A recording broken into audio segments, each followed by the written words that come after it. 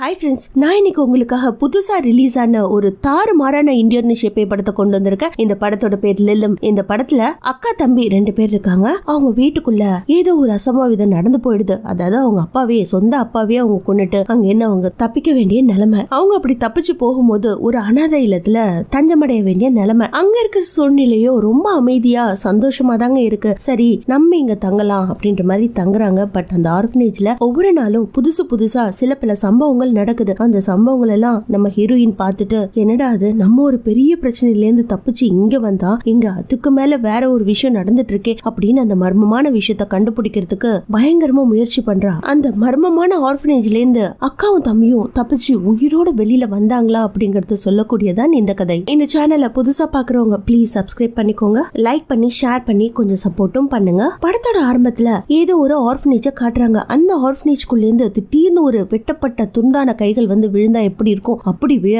அப்படியே கொண்டு போய் கார்டன் ஏரியா இருக்கும் இல்லைங்களா, அங்க பாத்தீங்கன்னா ஒரு பெட்டி முழுக்க குழந்தைகளோட கை வெட்டப்பட்டு அப்படியே இருக்கு. இந்த இடத்துல லில்லிம்னு டைட்டில் போட்டு படத்தையே ஆரம்பிக்கிறாங்க. ஒரு இருட்டான காட்டை காட்டுறாங்க. அடுத்து அந்த காட்டுக்குள்ள ஒரு வீடு இருக்கு. அந்த வீட்டுல பாத்தீங்கன்னா இறந்து போன மாதிரி ஒரு டெட் பாடி கிடக்குது. அது பக்கத்திலேயே அக்காவோட பேர் ஈசா, தம்பியோட பேர் தாமஸ். எதுக்கும் கவலைப்படாதரா, இனிமே இந்த கொடூரை நம்மள கொடுமைப்படுத்த மாட்டான் அப்படின்ற மாதிரி ஆறுதல் சொல்லிட்டு அவளோட கையில இருக்கிற பிளட் எல்லாம் கழுவுறதுக்காக கிச்சனுக்கு போறா. அந்த இடத்துல அவ கொலைக்கு யூஸ் பண்ண அந்த கத்திரிக்கோலை வச்சுட்டு அப்படியே மூச்சு வாங்கிட்டு நின்னுட்டு இருக்கும்போது அங்க இருக்கிற கண்ணாடியில செத்து போனவரோட உருவம் தெரிய அப்படியே மிரண்டு போய் அங்க இருந்து 2 பேரும் காரை எடுத்துக்கிட்டு தப்பிச்சு போறாங்க. அந்த காட்டுக்குள்ள அவங்க வேகமா காரை ஓட்டிட்டு போகும்போது ரேடியோ ஆன் பண்ணிருப்பாங்க போல இருக்கு. அந்த சமயத்துல அந்த ஊர்ல நடந்த அசம்பாவிதங்கள் அது இதுன்னு ரேடியோல ஒளிபரப்பாக்கிட்டே இருக்கு. இவங்க இப்ப நார்தர்ன் லூசினால இருந்து வேற ஒரு இடத்துக்கு போறாங்க. பட் எங்க போறாங்கன்னா அவங்களுக்கே தெரியல. கால் கண்ட போக்குல போயிட்டே இருக்காங்க. அந்த சமயத்துல நம்ம எங்கதான் போறோம் அப்படின்ற மாதிரி தாமஸ் கேட்க, நம்ம பாட்டி வீட்டுக்கெல்லாம் போலடா, எங்க போறதுன்னே தெரியல, எங்கேயாவது கடவுள் நமக்கு அடைக்கலம் கொடுக்க மாட்டாரா அப்படின்னு போயிட்டு இருக்கேன் அப்படின்ற மாதிரி இவங்க பேசிட்டே போகும்போது திடீர்னு தாமஸ்க்கு கோவம் வந்தது. என்ன நீ எங்கெங்கயோ என்ன கூட்டிட்டு போற, ஆல்ரெடி வீட்டுல அப்படி ஒரு விஷயத்த பண்ணிட்ட, இப்ப பாட்டி வீட்டுக்கும் கூட்டிட்டு போலன்னு சொல்ற, நான் உன் கூட எல்லாம் வரமாட்டேன், உன் கூட எல்லாம் ஸ்டே பண்ண மாட்டேன், ஆல்ரெடி நீ ஒரு கொலைக்காரி அப்படின்ற மாதிரி சொல்லி தாமஸ் பயங்கரமா கத்துனோன்னா இவளும் காரை ஓரமா நிறுத்திட்டு என்னடா இப்படி பேசுற அப்படின்ற மாதிரி சொல்லும் போது அவனும் கார்ல இருந்து கடகடன்னு இறங்கி காட்டுக்குள்ள ஓட ஆரம்பிப்பானா. அவ்வளவுதாங்க, இவளும் பின்னாடியே துரத்திட்டு போறா. நைட்டும் ஆயிடுது. அங்க பாத்தீங்கன்னா தாமஸ் அந்த காட்டுக்குள்ள எங்கேயும் கண்டுபிடிக்க முடியல. இப்படியே அவ தேடிட்டு போகும்போது திடீர்னு காட்டுக்குள்ள யாரோ நடந்து வர மாதிரி இருக்கு. பொறுமையா இவளும் நின்னு யாரு என்னன்னு பாக்கும்போது மொட்டை அடிச்சுக்கிட்டு ஒருத்தர் அப்படியே பெட்டியை மெதுவா இழுத்துட்டு வர இவளும் பொறுமையா நின்னுட்டு பாத்துட்டு இருக்கா. கொஞ்ச தூரம் அவன் அந்த பெட்டியை இழுத்துட்டு போனவன் திடீர்னு இவளை பார்த்து முறைச்சு அப்படியே நின்ன மாதிரி நிக்க, அதை பார்த்துட்டு இவ வீலன்னு கத்த, அவ்வளவுதான் வேகமா ஓடி வந்து இவ கிட்டக்க நெருங்குற மாதிரி இருக்கு. அதே இடத்துல அந்த சீன் கட்டாக நல்லா இருட்டியும் போயிடுது. திடீர்னு அந்த காட்டுக்குள்ள இருந்து அவ அப்படியே சீனனுக்கு திரும்பி எழுந்து உட்கார. பக்கத்துல யாருமே இல்ல.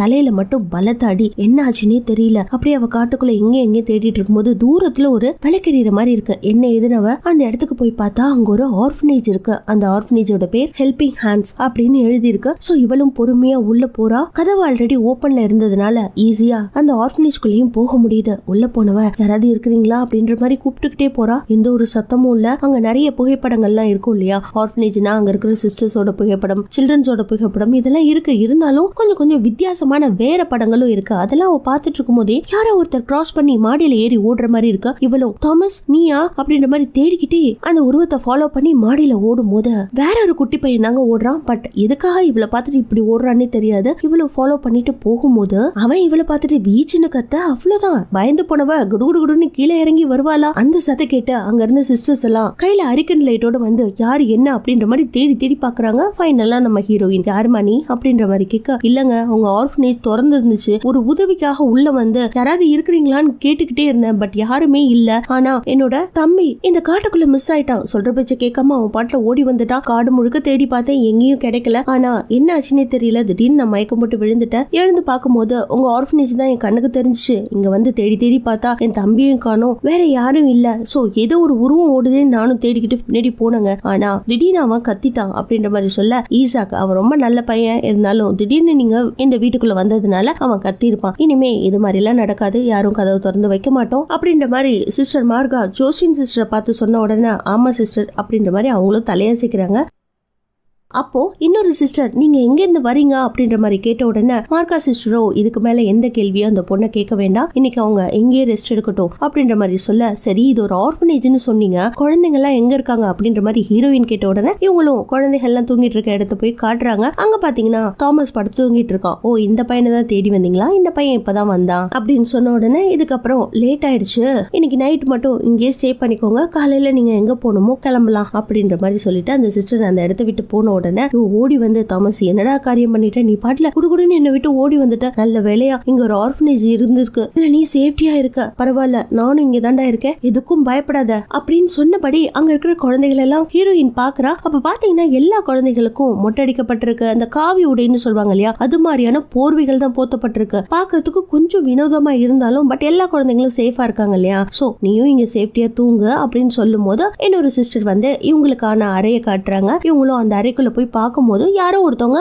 இப்பதான் அந்த அறையை விட்டு காலி பண்ணி போனா எப்படி இருக்குமோ அதே கண்டிஷன்ல இருக்கு. சோ ஹீரோயின் நீங்க யாராவது தங்கி இருந்தாங்களா அப்படின்ற மாதிரி கேட்க, ஆமா நேத்து வரைக்கும் ஒருத்தவங்க தங்கி இருந்தாங்க, திடீர்னு அவங்க கிளம்பி போனதுனால வச்ச பொருள் வச்ச இடத்துல இருக்கு அப்படின்ற மாதிரி சொல்ல இவங்களும் ஒன்னொன்னத்தை எடுத்து பாக்குறாங்க. அதுல ஒரு பைபிள் கூட இருக்குங்க. அதை எடுத்து பார்த்துட்டு திடீர்னு திரும்பி பார்த்தா அந்த சிஸ்டரை காணோம். அவ்வளவுதான், இவங்களை இந்த ரூம்ல விட்டுட்டு போயிட்டாங்க போல இருக்கு. இந்த பக்கம் தாமஸ் தூக்கமே வராம அப்படியே முழிச்சபடி படுத்துட்டு இருக்கான். அவனுக்கு மேல ஏதோ ஒரு ஓட்டை இருக்குங்க. அந்த சமயத்துல இவன் எழுந்து பிரேயர் பண்ணும்போது பக்கத்துல ஒரு அமைதியான பையன் இருக்கான். அவன் என்னடா பண்ற அப்படின்ற மாதிரி கேட்க, நான் பண்றது பிரேயர். எதுக்காக பண்ற அப்படின்ற மாதிரி அவன் கேட்க, நம்ம கடவுள் கிட்ட எப்படிடா பேசுறது, பிரேயர் மூலியமா தான் பேச முடியும், நம்ம பிரேயர் பண்ணோம்னா கடவுள் நமக்கு உதவி பண்ணுவாரு, ஆபத்து காலத்துல துணையா நிப்பாடுறா அப்படின்ற மாதிரி சொல்ல, நீ சொல்றதெல்லாம் கரெக்ட் தான், இங்க இருக்க ஒவ்வொரு குழந்தைகளும் திடீர்னு யாராவது ஒருத்தவங்க தத்தெடுத்துட்டு போயிடுவாங்க, அப்படி தத்தெடுத்துட்டு போறது ரொம்ப லக்கி இல்ல, எனக்கும் ஃபேமிலியோட சேர்ந்து வாழணும்னு ஆசையா இருக்கு, என் கூடவே உன் பெட்ல பேட்ரிக்னு ஒருத்தர் இருந்தான், இப்பதான் அவனை தத்தெடுத்துட்டு போயிட்டாங்க அப்படின்ற மாதிரி ரொம்ப ஏக்கத்தோட அவன் சொல்ல, இந்த பக்கம் நம்ம ஹீரோயினை காட்டுறாங்க. அவ தூங்கிட்டு இருந்தா இல்லையா, அவளுக்குள்ள பலவித கனவுகள்லாம் வருது. அந்த உருவம் அப்படியே வந்து நிக்கிற மாதிரி இருக்கு. அதாவது இவ கொலை பண்ணிட்டு வந்தா இல்லையா, இவங்க அப்பாவோட உருவம் அப்படியே வந்து அந்த பெட்ரூம்ல நிக்கிற மாதிரி இருக்கு. அதையே உத்து பார்த்துட்டு இருக்கும்போது குடுகுடுன்னு ஓடி வந்து பெட் மேல ஏறி வந்து இவளை முகத்துக்கு முகமா வச்சு டார்ச்சர் பண்ண இவளும் அலறி தூக்கத்திலேன்னு எந்திரிச்சிடுறாங்க. அதுக்கப்புறம் அவளுக்கு சுத்தமா தூக்கமே இல்ல, இப்படியே விடிஞ்சு போயிடுது. இந்த 3-4 மணிக்கெல்லாம் சிஸ்டர் எந்திரிச்சிருவாங்க இல்லையா, சோ அவங்க எல்லாருமே நம்ம இந்த ரூம் எல்லாம் கிளீனா வச்சுக்கணும், நம்ம எக்காரணத்தை கொண்டும் வந்திருக்க கெஸ்ட்டை டிஸ்டர்ப் பண்ணக்கூடாது, நம்மளே எல்லா வேலைகளையும் செய்வோம் அப்படின்ற மாதிரி பேசினபடி வெளியில சிஸ்டர்ஸ் எல்லாம் போற மாதிரி இருக்கு. ஏன்னா அவங்க கையில விளக்கு தாங்க வச்சிருக்காங்க. சோ அந்த ஒளி அப்படியே மூவ் ஆக ஹீரோயின் தன்னோட விளக்கெல்லாம் ஆஃப் பண்ணிட்டு பொறுமையா கதவு திறந்து என்ன நடக்குது அப்படின்ற மாதிரி வெளியில பார்த்தா ஒவ்வொரு சிஸ்டரும் இந்த நைட் லேம்ப் எல்லாம் எரிஞ்சிட்டு இருக்கும் இல்லையா, அதெல்லாம் ஆஃப் பண்ணிட்டு ப்ராப்பரா அவங்களோட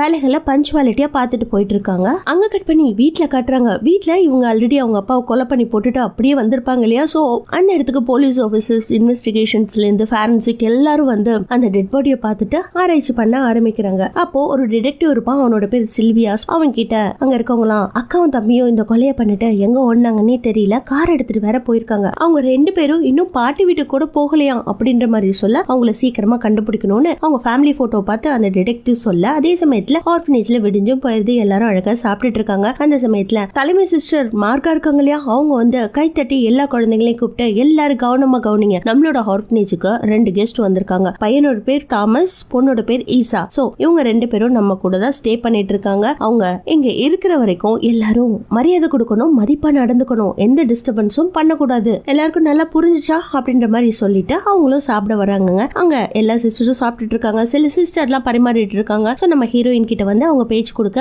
தப்பா நினைச்சுக்காத, எங்களால இருந்ததை தான் கொடுக்க முடியும், ஏதோ சாப்பாடு சிம்பிளா இருக்குன்னு கோச்சுக்காத அப்படின்ற மாதிரி சொல்ல, எப்படி சிஸ்டர் இந்த சாப்பாட்டுக்கெல்லாம் உங்களுக்கு செலவுக்கெல்லாம் யார் காசு கொடுக்கறது அப்படின்ற மாதிரி கேட்க, யாராவது எங்க ஆர்ஃபனேஜ் பார்த்து பாவப்பட்டு இறக்கப்பட்டு கொடுப்பாங்க, அதை வச்சுதான் நாங்க இந்த ஆர்ஃபனேஜை ரன் பண்ணிட்டு இருக்கோம், வேற யாரும் எங்களுக்கு ஹெல்ப் பண்ணல அப்படின்ற மாதிரி சொல்ல, சிஸ்டர் நான் ஒரு விஷயத்த கவனிச்சேன், இங்க இருக்கிறது எல்லாருமே பசங்களா இருக்காங்க, ஏன் பொண்ணுங்களெல்லாம் நீங்க தத்தெடுக்க மாட்டீங்களா அப்படின்ற மாதிரி கேட்க, அப்படி இல்லம்மா, முக்காவாசி பெண் குழந்தைகளை யாருமே கொண்டுட்டு வந்து ஆர்ஃபனா விடுறது இல்ல, இங்க காணா போன பசங்க, அகதிகள் இதே மாதிரிதான் வந்து தங்கிட்டு இருக்காங்கம்மா, மோஸ்ட்லி பெண் குழந்தைகளை வெளியில விடுறது அவ்வளவுக்கு கலாச்சாரம் இல்ல இல்லையா, அதனால விட மாட்டாங்க, பசங்களை தான் கொண்டு வந்து விடுவாங்க அப்படின்ற மாதிரி இவங்க சொல்ல, வேற வழியில சிஸ்டர் சாப்பிட்டு முடிச்சிட்டாங்க இல்லையா, அவங்களோட பிளேட்டை இவளே எடுக்கிறா, அதை எடுத்துட்டு போய் டைனிங் ஏரியால வச்சுட்டு கையை கழுவும் போது ஏதோ ஒரு சத்தம் கேக்குதுங்க, என்ன ஏதுன்னு இன்னொரு ரூம் இருக்கு, அந்த ரூம் கிட்ட வந்து பாக்குறா, அங்க ஒரு பையன் உட்காந்து தனியா இந்த கேமரா மாதிரி வச்சு விளையாண்டுட்டு இருக்கான், டே என்னோட பேர் ஈசாடா, நான் புதுசா வந்திருக்கேன், நீ மட்டும் என்ன தனியா இருக்க, எல்லாருக்கூடயும் வந்து ஜாலியா இருக்க வேண்டியதானே அப்படின்ற மாதிரி சொல்ல, அவன் பேசவே இல்லைங்க, அதுக்கு முதல்ல அவன் கையில இருக்கிற அந்த கேமரா மாதிரி இருக்கும் இல்லையா, அதை அவகிட்ட கொடுத்தோன்னே இவ ஒவ்வொரு ஸ்டில்ஸா மாத்தி மாத்தி பாக்குறா, பாக்குறான். அதுல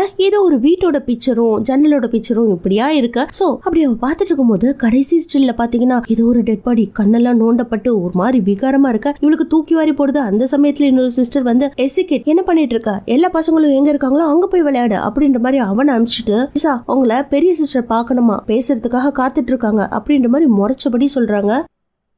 அடுத்த சீன்ல குழந்தைகள்லாம் வெளியில விளையாண்டுட்டு இருக்காங்க. அந்த சமயத்துல இவ பெரிய சிஸ்டர் கிட்ட பேச போறா. ஒரு நாள் நைட்டு தங்க சொன்னாங்க இல்லையா, மறுநாள் அங்க தங்குறதுக்கு கண்டிப்பா பெர்மிஷன் வாங்கணும். சோ சிஸ்டர் கிட்ட சிஸ்டர் நாங்க ஒரு பெரிய பிரச்சனையில இருந்து தப்பிச்சு வெளியில வந்தோம். அந்த சமயத்துல தாமஸ் ஓடி வந்து இந்த ஆர்ஃபனேஜை கண்டுபிடிச்சிட்டான். நாங்க ரொம்ப சந்தோஷமா தான் இங்க இருக்கோம். இங்க இருக்க குழந்தைகள் எல்லாம் பார்த்தா சேஃப்டியாவும் சந்தோஷமாவும் இருக்கிற மாதிரியே இருக்கு. எனக்கு ஒரு சில பிரச்சனைகள்லாம் இருக்கு. அந்த பிரச்சனையை எப்ப நான் முடிக்க போறேன்னு எனக்கே தெரியல. அது வரைக்கும் என்னோட தாமஸை நீங்க தத்தெடுத்துக்க முடியுமா அப்படின்ற மாதிரி கேட்க, பரவாயில்லமா, அவனை நாங்க நல்லாவே பாத்துக்கிறோம். அதே மாதிரி உனக்கு எவ்வளவு நாள் இங்க இருக்கணுமோ நீயும் இரு, எப்ப போகணும்னு நினைக்கிறியோ அப்ப போகலாம் அப்படின்ற மாதிரி ரொம்ப கருணையா அந்த சிஸ்டர் சொல்ல இவளுக்கும் பயங்கர சந்தோஷமாயிடுது. சிஸ்டர் என்னோட சோக கதையை உங்ககிட்ட சொல்ல முடியல அப்படின்ற மாதிரி இவ இழுத்து பேச, அதை பார்த்துட்டு இங்க பாருமா, நீ என்ன பண்ண, நீ யாரு என்னங்கிறது எனக்கு முக்கியம் கிடையாது. இங்க இருக்கிற வரையும் நீ சந்தோஷமாவும் சேஃப்டியாவும் தாராளமா தங்கலாம். அங்க பாத்தியா அந்த சிஸ்டர்லாம் அந்த வெளியுலகத்தை வெறுத்துட்டு இங்க வந்து தங்கிட்டு இருக்காங்க. இந்த வாழ்க்கை ரொம்ப புடிச்சு போனதுனால இங்கே இருக்காங்க. நீயும் அப்படி இருக்கலாம் அப்படின்ற மாதிரி அந்த சிஸ்டர் சொல்லிட்டாங்க. சோ இங்கதான் தங்க போறாங்கன்றதுனால இன்னொரு சிஸ்டரை கூப்பிட்டு இந்த ஹாஸ்டல் முழுக்க சுத்தி காட்டுங்க அப்படின்னு பெரிய சிஸ்டர் சொல்லிருப்பாங்க போல இருக்கு. அந்த சிஸ்டரும் ஹீரோயினை கூட்டிட்டு ஒவ்வொரு ரூமா காட்டிட்டு இருக்காங்க. அப்போ ஒரு ஒயிட் கலர்ல டோர் மட்டும் எனி டைம் க்ளோஸ்லயே இருக்கு. ஏன் அந்த டோர் மட்டும் ரொம்ப வித்தியாசமா இருக்கு, யாருமே அந்த டோருக்கு போறது இல்லையே அப்படின்ற மாதிரி கேட்க, அது இங்க வாழ்ந்த ஒரு பெரிய சிஸ்டரோட ரூம். அவங்களோட பேர் மிரோசோல். அவங்க இருந்த ரூம் அப்படியே அது கல்லறை தோட்டமா மாறி போச்சு. அவங்களோட டெட் பாடி இன்னும் அங்கதான் இருக்கு. நாங்க பிரேயர் பண்றதுக்காக மட்டும் யூஸ் பண்ணுவோம் அப்படின்ற மாதிரி சொல்ல, அப்போ அந்த சிஸ்டர் கிட்ட ஈசா, மார்கா சிஸ்டர் இங்க 8 சிஸ்டர் தான் இருக்கிறதா சொன்னாங்க, ஆனா 9 சிஸ்டர் இருக்காங்க, ஏன் 9ன்னு சொல்லாம 8ன்னு சொன்னாங்க அப்படின்ற மாதிரி கேட்க அவங்களும் முழிச்சிட்டு இருக்காங்க. அந்த சமயத்துல இன்னொரு சிஸ்டர் வந்து இந்த டஸ்ட் எல்லாம் தட்டுவோம் இல்லையா, அதை கொடுத்து சிஸ்டரோட ரூமை கொஞ்சம் கிளீன் பண்ணுங்க அப்படின்னு சொல்ல அப்படியே அங்க கட் பண்ணி வெளியில கட்டுறாங்க. பசங்க பயங்கர ஜோஷா விளையாண்டுட்டு இருக்கும்போது அதுல ஒரே ஒரு பையன் மட்டும் பிரின்சிபல்ங்க. அவன் பாத்தீங்கன்னா எப்ப பார்த்தாலும் எல்லா பசங்க கிட்டையும் வம்பலப்பா. அதுவும் நம்ம தாமஸ் இந்த இடத்துக்கு புதுசு இல்லையா, அவனை இன்னும் வம்பளத்துட்டு இருக்கா. டேய் புது பையா இங்க வாடா, இந்த மாஸ்க் போட்டுக்கோ அப்படின்ற மாதிரி சொல்ல, இந்த மாஸ்க் யாரோடது அப்படின்ற மாதிரி தாமஸ் கேட்க, இது சிஸ்டர் மிராசோலோடது. இந்த சிஸ்டர் மிராசோல் யாரு அப்படின்ற மாதிரி தாமஸ் கேட்க, அவங்க ஒரு பூதம், அவங்க ஒரு டீமன், அவங்க குழந்தைகளை சாப்பிடுறவங்க அப்படிங்கிற ரூமர் இந்த ஹாஸ்டல்ல சுத்தி பரவி இருக்குடா. அதனால இதை நீ போட்டுக்கிட்டு எங்களெல்லாம் பிடிக்கவா அப்படின்ற மாதிரி சொல்ல, அவனும் தயங்கிட்டு இருக்கான். என்னடா இப்படி பயப்படுற, நான் போட்டுக்கிறேன் பாரு அப்படின்னு போட்டுக்கிட்டு மிராசோல் சிஸ்டர் வராங்க. குழந்தைங்களை சாப்பிட்டுட்டு எலும்பையும் மண்டவோடையும் துப்ப போறாங்க அப்படின்ற மாதிரி ஒரு பாட்டை பாடிக்கிட்டு அவனை பயங்கரமா கலாய்க்க அவனுக்கு ஒரு மாதிரி ஆயிடுது. அதே மாஸ்க தூக்கி போட்டுட்டு பயங்கரமா புல்லிங் பண்ணிட்டு போறான். இந்த பக்கம் ஹீரோயின் பெரிய சிஸ்டரோட ரூமை கிளீன் பண்ணிட்டு இருக்கும் போது அங்க பாத்தீங்கன்னா ஒரு துப்பாக்கி இருக்கிறத கவனிக்கிறான். அந்த துப்பாக்கி எடுக்கலான்னு போகும்போது அந்த இடத்துக்கு சிஸ்டர் வந்துட்டு, அதை மட்டும் தொடக்கூடாது, இந்த காட்டு பண்ணிகள்லாம் இருக்கு இல்லையா, அதை சுடுறதுக்காகவும் ஆபத்து காலத்துக்காகவும் வச்சிருக்கோம் அப்படின்ற மாதிரி சொல்ல, ஹீரோயின் சரிங்க சிஸ்டர் அப்படின்னு சொல்லிட்டு அவங்களையே ஒத்து பார்க்கும் போது, இங்க பாரு ஒரு விஷயத்த மட்டும் நல்லா சொல்றேன் கேட்டுக்கோ, உன்னோட தம்பிய எக்காரணத்தை கொண்டு இந்த இருட்டு நேரத்துல வெளியில எல்லாம் வரக்கூடாதுன்னு சொல்லிடு, கொஞ்சம் ஆபத்தான இடம் அப்படின்ற மாதிரி சொல்ல, ஏன் சிஸ்டர் என் தம்பிய பார்த்தா பண்ணி மாதிரியா இருக்கு அப்படின்ற மாதிரி கலாய்க்கிற கேள்வி கேட்டுட்டு, ஏன் சிஸ்டர் நீங்க எல்லாம் படம் எல்லாம் பாப்பீங்களா அப்படின்ற மாதிரி இவ ஃபன்னியா பேச ஆரம்பிக்கிறா. பட் அந்த சிஸ்டரோ பயங்கர ஸ்ட்ரிக்ட். இவளை பார்த்து முறைச்சபடி, எங்கம்மா அதுக்கெல்லாம் டைம் இருக்கு, உங்களுக்கு குழந்தைகளை பாத்துக்கிறதுக்கே டைம் சரியா போயிடுது, அது மட்டும் இல்ல இந்த தேவையில்லாத படங்கள் எல்லாம் பாக்குறதுல எங்களுக்கு இன்ட்ரெஸ்ட் இல்ல அப்படின்ற மாதிரி பேசிட்டு அவங்க வெளியில போவாங்க. அந்த சமயத்துல ஒரு வீட்டுல அப்பாவை கொண்டுட்டு அக்காவும் தங்கச்சியும் காணா போயிட்டாங்க அப்படின்ற மாதிரி ரேடியோல அனௌன்ஸ்மெண்ட் வர, இவளும் குடுகுடுன்னு ஓடி போய் ஆஃப் பண்றா. அடுத்த சீன்ல பசங்க எல்லாம் குளிச்சிட்டு இருப்பாங்க. அந்த சமயத்துல அந்த பிரின்சிபல்ன்ற பையன் வந்து தாமஸ் கிட்ட, டேய் நீ பையனா பொண்ணாடா, டவலை கட்டிட்டு அப்படியே நின்னுட்டு இருக்க, எங்களுக்கு எல்லாம் கொஞ்சம் டவுட்டா இருக்குன்னு திரும்பவும் புல்லிங் பண்ண ஆரம்பிக்கிறான். அந்த சமயத்துல அவன் கையை முறுக்குவாங்க, என்ன அடிக்க போறியா, வாடா வந்து அடிடா அப்படின்ற மாதிரி பயங்கரமா டார்ச்சர் பண்ணிட்டு இருக்கான். அவனுக்கு சுத்தமா இங்க இவனால இருக்கவே பிடிக்கல. அப்ப மத்த சிஸ்டர்ஸ் எல்லாம் அந்த பசங்களை கண்டிச்சு அனுப்பிச்சிடுறாங்க. இந்த விஷயத்த அக்கா கிட்ட சொல்லி, அக்கா எனக்கு இங்க இருக்க பிடிக்கலக்கா, எங்கேயாவது போயிடலாம் அப்படின்ற மாதிரி சொல்ல, டே இங்க தாண்டா சேஃப்டியா இருக்கும், நல்ல சாப்பாடு இருக்கு, பாதுகாப்பாவும் இருக்கும், கொஞ்சம் புரிஞ்சுக்கோடா, இங்கே இருக்கலாம், எல்லாத்தையும் அட்ஜஸ்ட் பண்ணிட்டு எனக்காக இங்க இருக்க ட்ரை பண்ணடா அப்படின்ற மாதிரி கன்வின்ஸும் பண்றா. ஏன்க்கா நீ அப்பாவை கொலை பண்ணிட்டேன்னு பயப்படுறியா அப்படின்ற மாதிரி அவன் கேட்க, டே மெதுவா பேசுறா, இந்த விஷயம் யாருக்கும் தெரியக்கூடாது, யார்கிட்டையும் சொல்லாத அப்படின்னு அவனை தூங்க வச்சுட்டு இவளோட ரூமுக்கு வரான். பட் இவளோட ரூம்ல வந்து பாத்தீங்கன்னா இதோ அங்க இங்கேயும் உருவம் நிக்கிற மாதிரியே இருக்கு. அவங்க அப்பாவோட உருவம் வந்து நின்று திரும்பவும் அவன் மேல அப்படியே குடுகுடுன்னு ஏறி வந்தா எப்படி இருக்கும் அது மாதிரி மிரட்டி எடுக்குது. இப்படியே அங்க நாட்கள் சுமூகமா தான் போயிட்டு இருக்கு. இது வரைக்கும் எந்த ஒரு பிரச்சனையும் கிடையாது. ஒவ்வொரு நாளும் காலையில எழுந்த உடனே குழந்தைகளை வரிசையா டீச்சர் கூட்டிட்டு போயிட்டு இருப்பாங்க. அப்ப தாமஸ் மட்டும் அந்த ஒரு உருவம் மாதிரி இருக்குங்க, ஒரு போட்டோ, ஒரு சிலை மாதிரி நின்றுட்டு இருக்கும். அதை உத்து பார்த்தவன் பசங்க எல்லாம் போயிட்டாங்க அப்படின்னா இந்த சைடு ரூம்ல எல்லாம் என்ன இருக்கு அப்படின்னு போய் பார்க்க போறான். அங்க ஒரு சிஸ்டர் ட்ரெஸ் மாத்திட்டு இருக்காங்க. அதை போய் ஓட்ட வழியா எட்டி பார்த்துட்டு இருக்கான். என்னாச்சு, ஏன் இந்த சிஸ்டருக்கு மொட்டை அடிச்சு உடம்பெல்லாம் டாட்டு போட்டிருக்காங்க அப்படின்ற மாதிரி குழந்தை இல்லையா குறுக்குறுன்னு பார்க்க, அந்த சிஸ்டர் அதை விட குறுக்குறுன்னு பார்க்கும். அதை பார்த்தா தான் பயமா இருக்கும். இத பெரிய சிஸ்டர் பார்த்துட்டு அவனை கூட்டிட்டு போய் மொட்டையும் அடிச்சு விட்டுட்டு இருக்காங்க. இத ஹீரோயின் கிட்ட சொல்லல. பட் ஹீரோயின் வந்து பார்த்த உடனே என்னாச்சு, என் தம்பிக்கு ஏன் மொட்டை அடிச்சிங்க அப்படின்ற மாதிரி கேட்க, இல்லம்மா இங்க நிறைய பசங்க இருக்காங்க இல்லையா, ஒருத்தருக்கும் பெயின் இருக்கும், அந்த பெயின் எல்லாம் பரவாம இருக்கிறதுக்கு தான். சரி, கீழெல்லாம் ஒரே முடியா கிடக்கு, கொஞ்சம் கிளீன் பண்ணிடு அப்படின்ற மாதிரி சொல்லிட்டு அவங்க போக இவனும் கிளீன் பண்ண ஸ்டார்ட் பண்றாங்க. அப்பன்னு பாத்தீங்கன்னா ஒரு சில வேலைகள்லாம் இவ பண்ணிட்டு இருப்பா. ஸ்டோர் ரூம்ல எதையோ கொண்டுட்டு போய் வைக்கிறதுக்கு இவ போவாங்க. அப்ப இன்னொரு ரூம்ல இருந்து இவளை குறுக்குறுன்னு யாரோ ஒருத்தவங்க நின்னு பாத்துட்டு இருக்க மாதிரியே இருக்கும். இவளுக்கும் ஒருவித இல்யூஷன், யாரோ நம்மள பாத்தாங்களே அப்படின்னு திரும்பவும் அந்த ரூம்குள்ள போய் பாக்குறா. அங்க ஒரு கபோர்டு இருக்கு, அதுல ஒரு ஸ்கிரீன் மட்டும் அப்படியே ஆடிட்டு இருக்கு. ஒருவேளை இந்த ஸ்கிரீனை பார்த்து தான் நம்ம பயந்துருப்போமோ அப்படின்ற மாதிரி நினைச்சுக்கிட்டே இருக்கும்போது திடீர்னு பாத்தீங்கன்னா ஏதோ ஒண்ணு உழுந்து டமால்னு உடைய இவள மேல ஏறி குடுகுடுன்னு போய் பாக்குறா. அங்க ஒரு ஸ்டாச்சு இருக்குங்க, கருப்பு கலர்ல ஒரு ஸ்டாச்சு. அந்த ஸ்டாச்சு ஒரு சிஸ்டர் தள்ளி விட்டு உடைச்சிட்டாங்க போல இருக்கு. உன்னை தனியா தூக்கிட்டு வரக்கூடாதுன்னு சொன்னேன் இல்லையா, ஏன் தூக்கிட்டு வந்து உடைச்ச, அவ்வளவுதான், இதுக்கு மேல நீ நட, அதான் உன்னோட பனிஷ்மெண்ட் அப்படின்னு சொல்லிடுறாங்க. அதுவும் பீங்கான் கிளாஸை விட பயங்கர ஷார்ப்பானது. அது மேல கொஞ்சம் கூட இறக்கமே இல்லாம நடக்க சொல்ல அவங்களும் வலி தாங்க முடியாம கத்திக்கிட்டே நடக்கிறாங்க. அதை பார்த்துட்டு ஹீரோயினால தாங்க முடியல, வேண்டாம் சிஸ்டர் விட்டுடுங்க அப்படின்ற மாதிரி சொல்ல, உன் வேலையை பார்த்துட்டு நீ போ அப்படின்ற மாதிரி அந்த நடந்து போற சிஸ்டர் இவளை பார்த்து கத்த, அடுத்த செகண்ட் அங்க இருக்க சிஸ்டரும் அவளை போய் தடுக்காதமா, அவளுக்கு அந்த பனிஷ்மெண்ட் தேவை அப்படின்னு சொல்லிடுறாங்க. நைட் ஆயிடுதுங்க. அந்த ஸ்டாச்சு உடஞ்சு போச்சு இல்லையா, அதெல்லாம் எடுத்துட்டு அந்த ரத்த கரைகள் எல்லாம் கிளீன் பண்ணிட்டு இருக்கும் போது அப்போ ஒரு சிஸ்டர் வந்து பொறுமையா அமைதியா உட்காந்து அந்த ஸ்டாச்சுவோட உடஞ்சு போன ஃபேஸ் எடுத்து, இது யாரு தெரியுமா, இந்த சிம்பிள் ஆஃப் த உமன், ஆடமோட வைஃப், இவங்களுக்கு பல பேர் இருக்கு, இவங்களுக்கு ஒரு பேர் லிலித், எங்களோட பாதுகாவலர், இவங்களதான் நாங்க வர்ஷிப் பண்றோம். இந்த காத்தலிக்ஸ் எல்லாம் இருக்காங்க இல்லையா, அவங்க எப்படி ஒரு செயின்டா மாதிரி இப்படி எல்லாம் சாமி கும்பிட்டு இருக்காங்க அப்படின்ற மாதிரி நெகட்டிவா பேச ஹீரோயினுக்கு ஒன்னும் சொல்ல முடியல. அந்த பக்கம் பாத்தீங்கன்னா அந்த சிஸ்டர் கால்ல பயங்கரமான பீங்கான்லாம் குத்தி கிழிச்சிருக்குங்க, அதை தையல் போட்டுட்டு இருக்காங்க, ஒருத்தவங்க கிளீன் பண்ணிட்டு இருக்காங்க. அந்த சவுண்ட் அங்க கேட்டுட்டு இருக்கும் போது இந்த பக்கம் பாத்தீங்கன்னா ஹீரோயினோட ரூம்ல ஒரு பைபிள் இருந்துச்சு இல்லையா, அதை எடுத்து அவங்க சர்ச் பண்ணி பாக்குறாங்க. லிலித்னா யாருன்ற மாதிரி சர்ச் பண்ணிட்டு லிலித் அப்படின்ற மாதிரி இவங்களும் சொல்லி பாக்குறாங்க. அந்த சமயத்துல பயங்கரமான காத்தடிக்குது, ஒரு மாதிரி டிஸ்டர்பன்ஸ். அங்க ஒரு துணி வேற தொங்கிட்டு இருக்கிறத பாக்குறாங்க. அந்த சமயம் பாத்தீங்கன்னா இவங்களுக்கு ட்ரெஸ்ல ஏதோ ஸ்டெயின் ஆக, சரி நம்ம போய் குளிக்க போலாம் அப்படின்னு வேற ஒரு ட்ரெஸ் எடுத்துக்கிட்டு கையில ஒரு விளக்கு எடுத்துக்கிட்டு பொறுமையா நடந்து போறாங்க. அதே சமயத்துல இந்த பசங்க ரூம் இருக்கு இல்லையா, அங்க பாத்தீங்கன்னா இந்த பிரின்சிபல் சும்மா இல்லாம மாஸ்க போட்டுட்டு வந்து தாமஸ பயங்கரமா பயமுத்தி, டே நான் உனக்கு ஒவ்வொரு போட்டி வைக்கிறேன், எதையுமே நீ பார்ட்டிசிபேட் பண்ணாம ஏமாத்திக்கிட்டே போயிட்டு இருக்க, இந்த தடவை நீ மிஸ் ஆக முடியாது, ஒன்னு சட்டை பண்டெல்லாம் கழட்டிட்டு நீ ஆம்பளதான்றத எங்களுக்கு நிரூபி, அப்படி இல்லனா இந்த விளக்கு எடுத்துட்டு போய் பில்டிங் முழுக்க ஒரு தடவை சுத்திட்டு வரியா, நீ உயிரோட வந்தீனா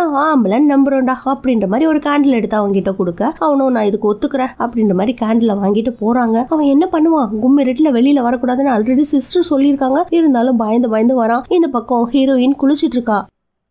இவன் இப்படி விளக்கு எடுத்துட்டு போறதை பார்த்து பசங்க சும்மா இருப்பானுங்களா, ஒவ்வொரு கதவா திறந்து திறந்து டமால் டமால்னு மூட இன்னும் உனக்கு பயமாயிடுது, குடுகுடுன்னு ஓட ஆரம்பிக்கிறான். இந்த கொஞ்சம் சவுண்டும் ஹீரோயினுக்கு கேக்குது. அவ ட்ரெஸ் எல்லாம் மாத்திட்டு பொறுமையா அவ ஒரு விளக்கு எடுத்துக்கிட்டு கீழே இறங்கி வருவாங்க. அங்க ஒரு ஓவியம் இருக்கும் இல்லையா, அந்த ஓவியத்துக்கிட்ட போறா. அதுல ஒரு கண்ணு மட்டும் டோரி கண்ணு மாதிரி இருக்கும். அந்த கண்ணு கிட்ட என்னடா அது வித்தியாசமா கண்ணு இருக்கேன்னு இவளும் விளக்கு வச்சு பார்க்கும்போது அந்த கண்ணு ஓட்டையில இருந்து வேற ஒருத்தவங்க எட்டி பார்த்துட்டு இருந்திருப்பாங்க போல இருக்கு. இவ பாக்குறத பார்த்துட்டு டக்குன்னு அவங்க விலகி போக ஹீரோயின் அதை கவனிச்சுட்டு பயந்துடுறா. டக்குன்னு பாத்தீங்கன்னா பக்கத்து ரூமை திறந்துகிட்டு பெரிய சிஸ்டரான மார்கா கையில விளக்கு எடுத்துட்டு வெளியில எங்கேயோ போறாங்க. அவங்கள பார்த்துட்டு இவ போய் ஒளிஞ்சுக்க, இந்த பக்கம் தாமஸும் விளக்கு எடுத்துட்டு வேற ஒரு பக்கமா போய் சாதிக்கணும்னு போயிட்டு இருக்காங்க. அதே சமயத்துல இந்த பெரிய சிஸ்டர் பொறுமையா திரும்பி திரும்பி பார்த்துட்டு யாருமே இல்லன்னு மெயின் கதவை திறந்து ஏதோ ஒன்னதான் வாங்குற மாதிரி இருக்கா. இந்த பக்கம் தாமஸ் தனியா போயிட்டு இருந்தா இல்லையா, ஒரு ரூம் இருக்கும் ஸ்டோர் ரூம் கிட்ட. அவன் போய் அப்படியே நின்னு பாப்பான். ஏதோ ஒரு கைகள் வெளியில அப்படியே கூர் நகங்களோட வர மாதிரி இருக்கும். அது தவழ்ந்து வரும்போது இவனும் உத்து பாக்குறான். அப்ப அந்த கேண்டில் ஆஃப் ஆயிடுது. திடீர்னு பாத்தீங்கன்னா அந்த உருவம் அப்படியே வெளியில வர்ற மாதிரி இருக்கு. அதே சமயத்துல வெளியில காட்டுறாங்க. ஹீரோயின் ஒளிஞ்சிருந்து பாக்குறா. அப்போ சிஸ்டர் கதவை திறந்துட்டு யாரையோ எதிர்பார்த்துட்டு இருக்கா. திடீர்னு ஒருத்தவங்க கூடையில வந்து குழந்தைய குடுக்குறாங்க. கொடுத்தவங்க டக்குன்னு போயிடுறாங்க. குழந்தை கத்துற சவுண்ட் ஹீரோயினுக்கு நல்லா கேக்குது. இந்நேரத்துல யார்கிட்ட இருந்து இந்த குழந்தைய வாங்குறாங்க அப்படின்ற மாதிரி இவளும் ஒளிஞ்சு பாக்குறா. யாராவது ஒளிஞ்சு பாக்குறாங்களா அப்படின்ற மாதிரி சிஸ்டரும் அப்படியே பொறுமையா அந்த குழந்தைய எடுத்துக்கிட்டு கையில விளக்கு எடுத்துட்டு பொறுமையா வர இவ அப்படியே நகர்ந்து நிக்கிறாங்க. திடீர்னு சிஸ்டர் ஃபாஸ்டா நடந்து வருவாங்களாம். அவ்வளவுதான் குடுகுடுன்னு அங்கேருந்து ஓடி போய் இன்னொரு இடத்துல ஒளிஞ்சிட்டு இருக்கும் போது இந்த பக்கம் ஒரு குழந்தைய மட்டும் காணோம், அது தாமஸ் அப்படின்ற மாதிரி எல்லாரும் சிஸ்டரும் குசு குசுன்னு பேசுறாங்க. இப்போ தாமஸ் யாரோ சடார்னு இழுத்துட்டு போக அவன் வீச்சுன்னு கத்துறான். அவன் கத்துறத கேட்டுட்டு ஹீரோயினும் அங்கிருந்து தப்பிக்க நினைக்கிறா. அப்பன்னு பாத்தீங்கன்னா கேப்ரியல் தான் தாமஸ காப்பாத்திருப்பான். எப்படியோ ஹீரோயினும் அந்த இடத்த விட்டு போயிடுறா. எல்லா பசங்களையும் வரிசையா நிக்க வச்சு அங்க இருக்க சிஸ்டர்ஸ் இந்த காரியத்தை யார் பண்ணது, தாமஸ இப்படி நைட்ல வெளியில போ அப்படின்ற மாதிரி யார் தூண்டி விட்டது அப்படின்ற மாதிரி அதட்டி கேட்ட உடனே மத்த பசங்க சொல்லிடுவாங்க இல்லையா. அதனால பிரின்சிபல் முன்னுக்கு வந்து நான் தான் இது மாதிரி பண்ணேன் அப்படின்ற மாதிரி ஒத்துக்க, உனக்கு எத்தனை வார்னிங் டா கொடுக்கறது, இங்க இருக்க பசங்களை டிஸ்டர்ப் பண்ணாதன்னு, இதுக்கு மேல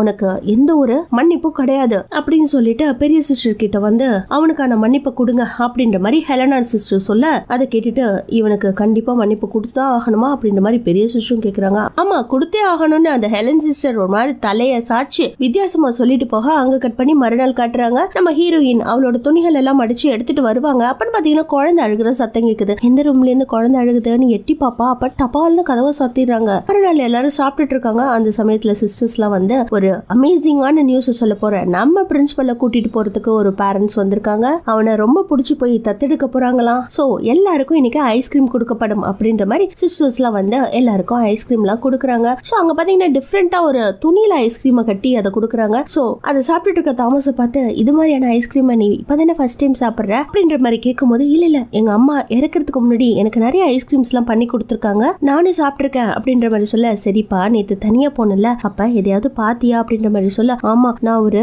உருவத்தை பார்த்தேன், அது கையெல்லாம் கூர்கூரா இருந்துச்சு, கண்ணெல்லாம் ஷைனிங்கா இருந்துச்சு, பசங்க அப்படி ட்ரிக் பண்ணி என்ன அனுப்பிட்டாங்க, அது என்னன்னே புரியல அப்படின்ற மாதிரி சொல்ல, அதெல்லாம் ரியல் கிடையாதுப்பா, உன்னோட கற்பனை, இந்த இடத்துல வேற எதுவுமே கிடையாது, ரொம்ப சேஃப்டியான இடம், எந்த ஒரு சீக்ரெட்டும் இல்ல, இங்க டீமன்ஸ் எல்லாம் கிடையாது, ஒன்லி ஏஞ்சல்ஸ் தான் இருக்காங்க, நீ எதுக்கும் கவலைப்படாத, சேஃப்டி ஆயிரு அப்படின்ற மாதிரி இவனுக்கு ஆறுதல் சொல்ல, இவனும் கொஞ்சம் கொஞ்சமா அந்த பயத்தை விட்டுட்டு சந்தோஷமா இருக்கான். அடுத்த சீன்ல நம்ம ஹீரோயினுக்கு சேம் டவுட், அந்த சிலையில இருந்து யாரோ எட்டி பார்த்தாங்களே அது யாரு அப்படின்னு அந்த சிலையை போய் பொறுமையா தொட்டு பாக்குறா. அதோட கை இருக்கும் இல்லையா, அதை அமுக்கும் போது அது திடீர்னு ஒரு கதவா இருக்குமா, அது திறந்த உடனே நல்ல வேலையா பாத்தீங்கன்னா வெளியில 2 சிஸ்டர் வந்து ஒரு ரூம் மட்டும் அப்படியே க்ளோஸ் ஆகி இருக்குமே, அந்த இடத்துல இருந்து ஒரு 3 சிஸ்டர் கிளம்பி இந்த பக்கம் வர்றாங்க. நல்ல வேலையா அவ ஒளிஞ்சுக்கிட்டு அந்த சிலையில ஓட்ட இருந்துச்சு இல்லையா, அந்த கண்ணு வழியா வெளியில பாத்துட்டு இருக்கா.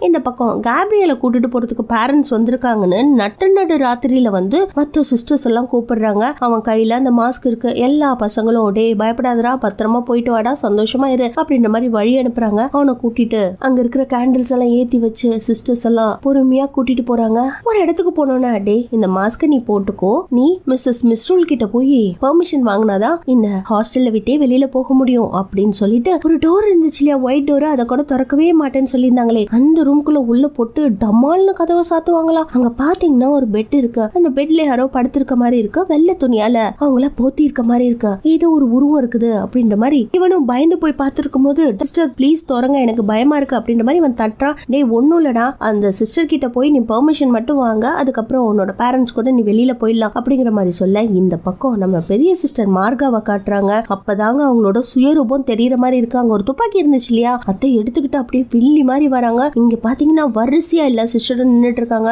ரூம்குள்ள போன பிரின்சிபலோ அப்படியே பொறுமையா படுத்துட்டு இருக்க சிஸ்டர் கிட்ட பர்மிஷன் கேட்கறதுக்காக அதோட முகத்துல மூடி இருக்க துணியை எடுத்துட்டு பயங்கரமா பேனிக் ஆகி நின்னுட்டு இருப்பான். வெளியில பாத்தீங்கன்னா துப்பாக்கி கைமா மார்கா சிஸ்டர் ஏதோ பிரேயர் பண்ணிட்டு இருக்காங்க. பட் சத்தியமா அது ஒரு கிறிஸ்டியானிட்டி பிரேயர் இல்லன்றது நல்லாவே தெரியும். இந்த பக்கம் பிரின்சிபலோட காலை கட்டில் கடியில இருந்து யாரோ இழுக்கிற மாதிரி இருக்கு. கீழே விழுந்தவன் அப்படியே பயந்து போய் என்ன காப்பாத்துங்க அப்படின்ற மாதிரி கத்துறான். ஒரேடியா அவனை இழுத்துட்டு ஏதோ ஒண்ணு போயிடுதுங்க. அதே சமயத்துல ஹீரோயின் ஒளிஞ்சிட்டு எல்லாத்தையும் பார்த்துட்டு இருந்தா இல்லையா, அவளுக்கு பயங்கர பேனிக் ஆயிடுது. அந்த இடத்துக்கு கேப்ரியல் வந்து அவளோட வாயை பொத்தி, நீ இங்க இருக்காத, உன்னை மட்டும் பார்த்தாங்கன்னா அடுத்து அந்த ரூம்குள்ள ஒன்னதான் அனுப்புவாங்க, தயவு செஞ்சு நீயும் தம்பியும் இந்த இடத்த விட்டு எஸ்கேப் ஆகி போயிடுங்க அப்படின்ற மாதிரி வேற ஒரு ரூம் இருந்துச்சு இல்லையா, அந்த ரூம்ல யாரோ நின்று இவளை உத்து பாக்குற மாதிரி இருந்துச்சு. அங்க ஒரு கபோர்ட் கூட இருந்துச்சு இல்லையா, அது வழியா கூட்டிட்டு வந்துடுறான் அந்த ஸ்டோர் ரூமுக்கு. சோ எல்லா விஷயத்தையும் அவங்க வச்சு சொல்லிட்டு அவளை அனுப்ப மறுநாளும் விடியுதுங்க. இவ பொறுமையா போய் தன்னோட தம்பி கிட்ட, டே தாமஸ் நீ சொன்னது சரிதான்டா, வாடா இந்த ஆர்ஃபனேஜை விட்டு போயிடலாம் அப்படின்ற மாதிரி கேட்க, இல்லையே இந்த ஆர்ஃபனேஜ் நல்ல ஆர்ஃபனேஜ், ஒரே ஏஞ்சல்ஸ் தான் இருக்கு, எனக்கு எந்த பிரச்சனையும் இல்ல, இதுக்கு முன்னாடி பிரின்சிபல் தான் என்ன புல்லிங் பண்ணிட்டு இருந்தா, அவனும் இப்ப போயிட்டான், நான் இப்ப சேஃபா தான் இருக்கேன், இங்கே இருக்கலாம் அப்படின்ற மாதிரி சொல்லிடுறான். சோ இவளுக்கு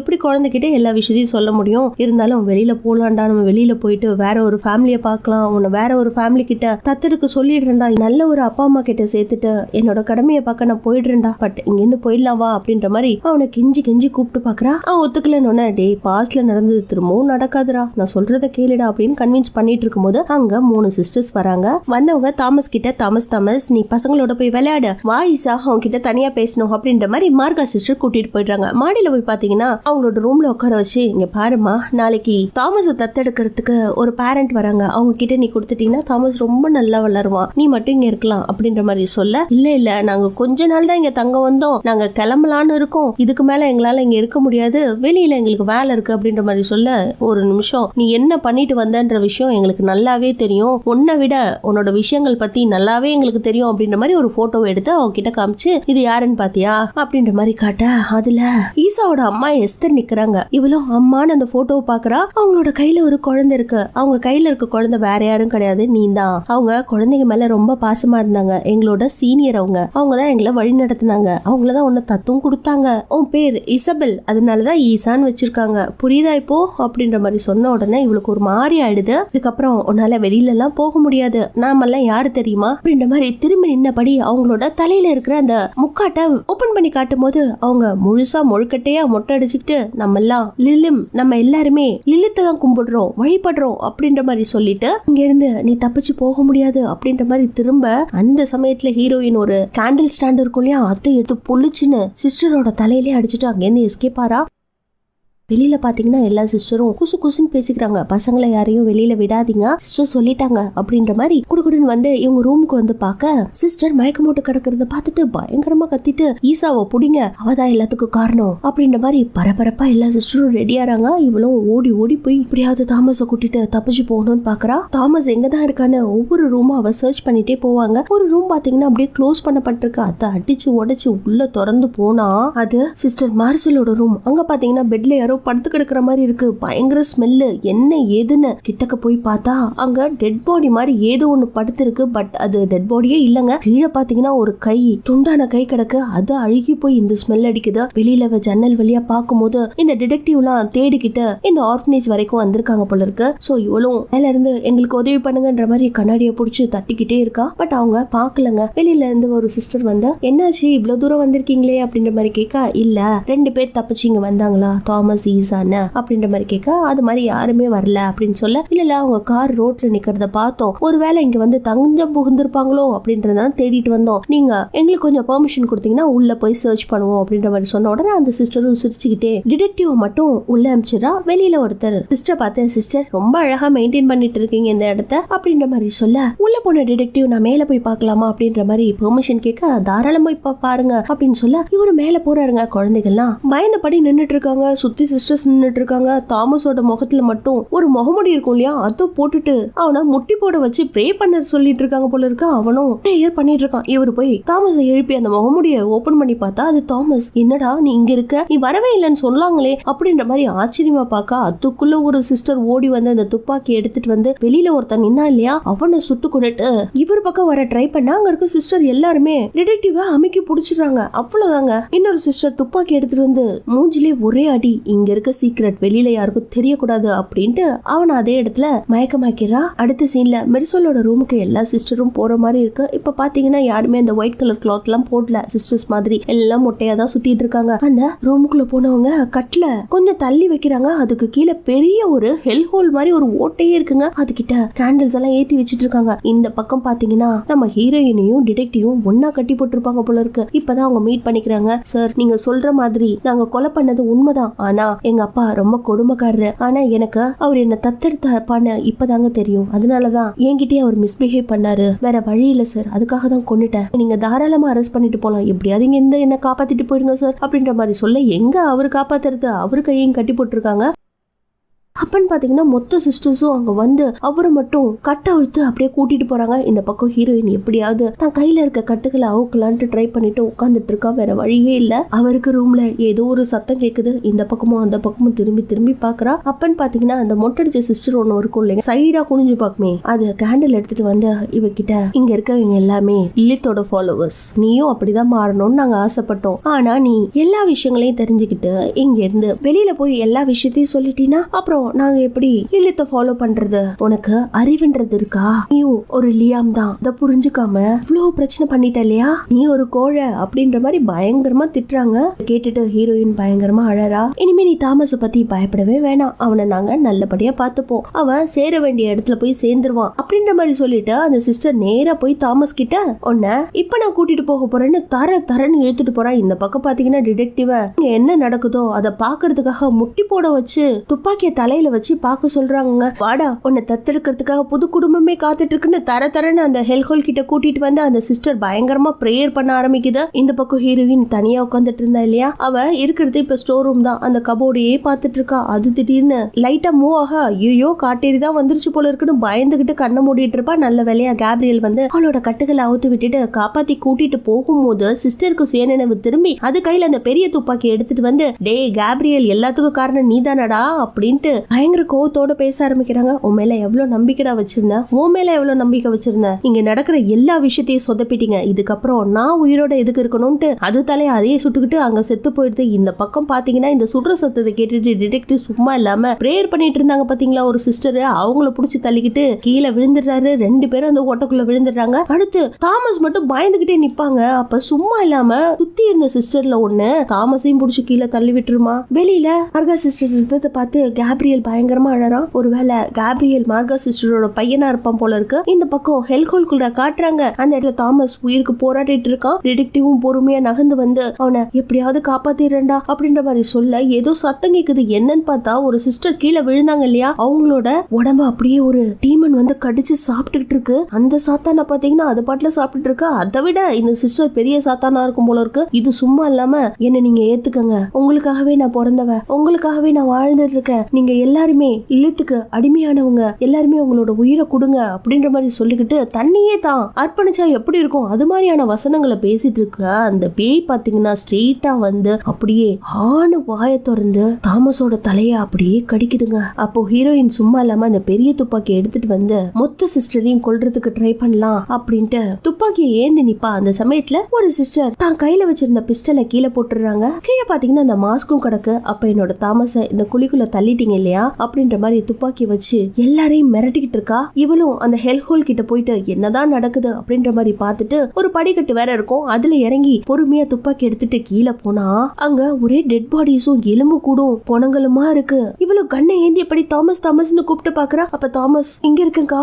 அப்படின்னு ஒரு இடத்துல ஒளிஞ்சுக்கிட்டு பொறுமையா இவளை கூப்பிட அந்த இடத்துக்கு இவளும் போயிடுறா. அப்ப பாத்தீங்கன்னா அந்த காட்டேரி உருவம் எங்கேயும் போய்கிட்டே இருக்குங்க. இவங்க பயந்தபடி துப்பாக்கி வச்சுக்கிட்டு எப்படியாவது இங்க இருந்து எஸ்கேப் ஆகி போயிடலாண்டா வாடா அப்படின்ட்டு பொறுமையா அவன் அந்த ஏணிப்படிகள் ஏற சொல்லிட்டு இவளும் துப்பாக்கி வச்சுட்டு எதிர்த்து நின்னுட்டு இருப்பா. அப்பன்னு பாத்தீங்கன்னா அந்த டீமன் வரும், பயங்கர விகாரமா இருக்கும். பொட்டுன்னு அதை சுட்டு போட்டுட்டு இவளும் மேல போவாங்க. அது சும்மா இல்லாம இவ காலை புடிச்சு அப்படியே இழுக்க பாக்கும் பாருங்க. ஒரு எத்தி விட்டுட்டு மேலையும் வந்துருவா. அந்த டீமன் சும்மா இல்லாம அந்த ஏணிப்படிகட்டுல ஏறி மேல வந்து கைய வச்சு முகத்தை காட்டி இது மாதிரி ஆணு கத்த அதை பார்த்துட்டு இவளுக்கு அந்த டீமன் அவங்க அப்பா மாதிரி இருக்கு, அதாவது வளர்ப்பு தந்தை மாதிரி இருக்கு. அந்த நேரத்துல அந்த டீமனோட தலையிலேயே யாரோ சுடுறாங்க. யாருன்னு பார்த்தா நம்ம தாமஸ். அது அந்த குழிக்குள்ளேயே விழுந்துருது. வெளியில பாத்தீங்கன்னா இன்னும் நிறைய சிஸ்டர்ஸ் அப்படியே நின்னுட்டு பார்த்துட்டே இருக்காங்க. இவளும் துப்பாக்கியை உயர்த்தியபடி அவங்க கிட்டே இருந்து அந்த எஸ்கேப் ஆகலான்னு பாக்குறா. பட் குழந்தைங்க எல்லாம் பயந்து போய் எங்களையும் காப்பாத்துங்க அப்படின்ற மாதிரி கேக்குறாங்க. இவனோட கண்ணை மட்டும் மூடி தாமஸ கூட்டிட்டு போகும்போது இங்க இருந்து வரமாட்டேன் அப்படின்ற மாதிரி அடமுடிக்கிறான். ஏன்டா அப்படின்னு கேட்க, இன்னும் நிறைய பசங்க மொத்த பேரையும் எங்கேயும் விட்டுட்டு போனா அவங்களையும் கொண்டுடுவாங்க, காப்பாத்திட்டு போலாம் அப்படின்ற மாதிரி கெஞ்ச ஆரம்பிக்கிறான். டே அதுக்கெல்லாம் டைம் இல்லடா, நம்ம ஃபர்ஸ்ட் போய் போலீஸை வர வச்சு எல்லாரையும் காப்பாத்திடலாம்டா அப்படின்ற மாதிரி சொன்ன உடனே இல்ல இங்க இருக்க சிஸ்டர்ஸ் மொத்த பேரும் ஒரே நாள்ல எல்லா குழந்தைகளையும் கொல்றதா பிளான் பண்ணிட்டாங்க, அதனாலதாக்கா சொல்றேன் எப்படியாவது காப்பாத்து அப்படின்னு சொன்ன உடனே இவனை படிக்கட்டிலே நிக்க வச்சுட்டு நீ பொறுமையா கீழே இறங்கி போ, நான் போய் அந்த குழந்தைகளை காப்பாத்திட்டு வரேன்ட்டு அவன் மேல போறான். இவனும் பொறுமையா கீழே இறங்கி வரான். கீழே பாத்தீங்கன்னா அந்த சிஸ்டர் தற்கொலை பண்ணிட்டு செத்தாங்க இல்லையா, அவங்களோட டெட் பாடி கிடக்கு. அதை கிராஸ் பண்ணி கொஞ்சம் தூரம் போயிருப்பான். அப்போ இந்த ஆர்ஃபனேஜோட போட்டோ ஒண்ணு இருக்கும் இல்லைங்களா, அது இருக்க அதையே உத்து பார்த்துட்டு இருக்கான். பின்னாடி பாத்தீங்கன்னா ஏதோ ஒரு சத்தம் டமால்னு கேட்க இவனும் பயந்து போய் மேல பொறுமையா ஏறி என்னாச்சு அப்படின்ற மாதிரி பார்க்கும்போது உள்ள போன அவங்க அக்கா ஒரு பையனை கடிச்சு சாப்பிட்டுட்டு அப்படியே பேயா நிப்பா. அவளோட வாயில இருந்து ரத்தம் ஊத்தும். அதை தாமஸ் பார்த்துட்டே இருக்கும்போது மொத்த சிஸ்டர்ஸும் ஒரு குழந்தை இருந்துச்சு இல்லையா, அதை தூக்கிட்டு வந்து அப்படியே காணிக்க மாதிரி குடுக்குறாங்க. அதை பார்த்துட்டு இசபெல் பயங்கரமா சிரிக்க அவ வாயில இருந்து ரத்தமா கொட்டுது. அவ கண்ணே ரெட்டா மாறுது. இதே இடத்துல வில்லன்னு போட்டு இந்த படத்தையும் முடிக்கிறாங்க. மீண்டும் நாளை சந்திப்போம். தேங்க்யூ.